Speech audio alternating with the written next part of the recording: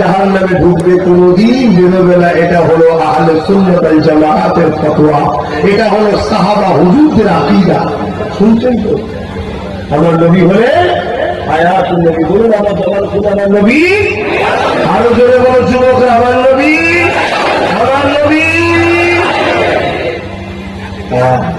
এটাকে মাথায় রাখবে। এর বাইরে যদি কোনো মত তোমাকে কেউ শিখায় নবী নিয়ে, জানবে হলো মুনাফিক মুসলমান। কথা বুঝে আসছে?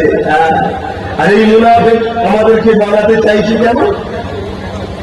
যদ্দি আমাদের ঈমান আছে, সে আমেরিকা হোক আর নরেন্দ্র দামোদর মোদী হোক, বাইক চ্যালেঞ্জ হয়ে যাচ্ছি, আমাদেরকে মিটাতে কোনদিন পারবে না।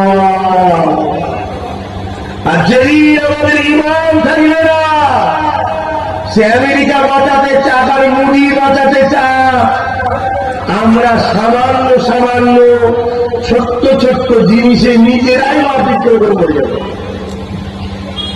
আল্লাহ